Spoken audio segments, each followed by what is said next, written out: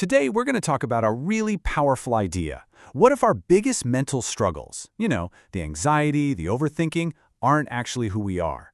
What if they're just signals? We're going to build a toolkit together to turn those signals into your greatest strengths. All right, let's dive in. We've all had those days, right? Or maybe even weeks, where you just feel stuck inside your own head. It's a totally universal feeling. But let's get a little more specific. I'm going to throw out a few questions, and I just want you to see if any of them hit home. You ready? You know that feeling when your brain just refuses to switch off? It's just replaying conversations over and over, spinning out all these different scenarios? Or how about that constant, kind of low-grade hum of worry? Just always there in the background, thinking about the future, about what could go wrong. Or this one, you know exactly what you need to do. The task is sitting right in front of you, but you just can't seem to make that first move. If you found yourself nodding along to any of that, even a little bit, you are in exactly the right place. So, what if the reason for all these struggles is way simpler than we think? The source material we're digging into today offers this incredible shift in perspective. It suggests it's not about what's wrong with you, it's about what you're not doing. And this right here, this is the core idea. The feelings themselves, the overthinking, the anxiety, the stress, they aren't actually the problem. They're just the symptoms.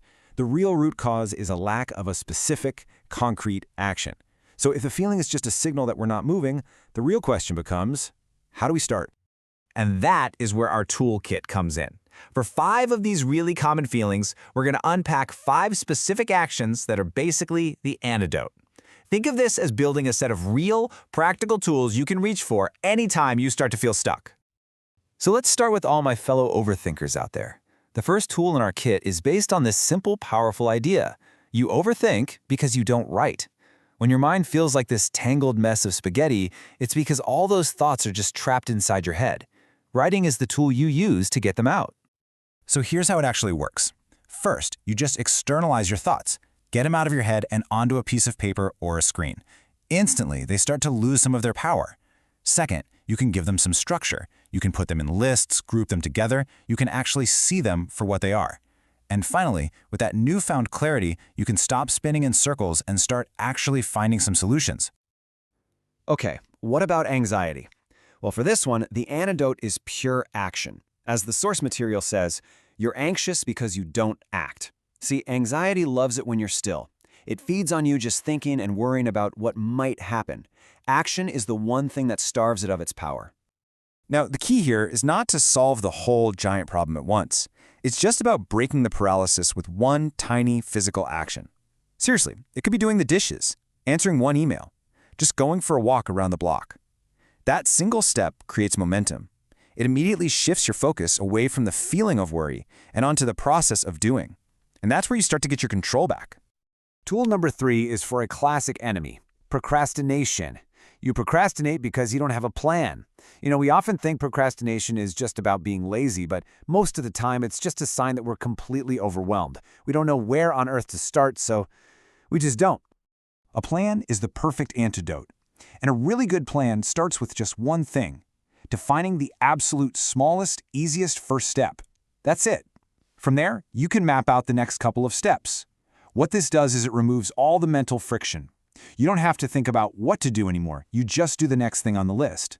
It makes progress feel almost inevitable. So what's the tool for stress? It's training. You stress because you don't train.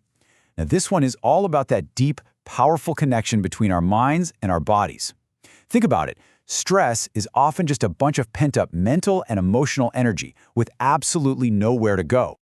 Training gives that energy a productive exit. It helps release all that physical tension you're holding in your body. But it's more than that. Pushing yourself physically builds mental resilience. It's a powerful reminder that you can handle being uncomfortable, that you can push through challenges. It is a direct way to get back that feeling of being in control of yourself and your state. All right, our final tool. This one tackles that vague but honestly crippling feeling of just lacking clarity. The solution? You lack clarity because you don't journal. Now, this is a little different from just writing to stop overthinking. Journaling is a much more focused, deliberate practice. Journaling for clarity is really about having a conversation with yourself on paper. It's where you give yourself permission to ask the tough questions. What do I actually want? Why am I feeling this way? When you do this regularly, you start to see patterns in your own thinking and your behavior. And that process is what allows you to finally put words to your vision and figure out your direction. So let's put this all together. Here it is, your complete invincibility toolkit. If you're overthinking, the tool is to write. Feeling anxious? The tool is to act. Procrastinating? You need to plan. Stressed out? Time to train. And if you're lacking clarity, the tool is to journal. 5 common problems, 5 incredibly powerful, action-based solutions. You know, the information here is super simple, but putting it into practice is truly profound. The goal here wasn't just to show you the tools, it was to actually hand them to you, so your toolkit is ready. The real power comes from recognizing the feeling as it's happening and knowing exactly which tool you need to grab. And that brings us to the final, and honestly, the most important question. This isn't just about knowing stuff, it's about doing stuff. So take a look at this toolkit, think about how you're feeling right now, and decide, what are you going to build first?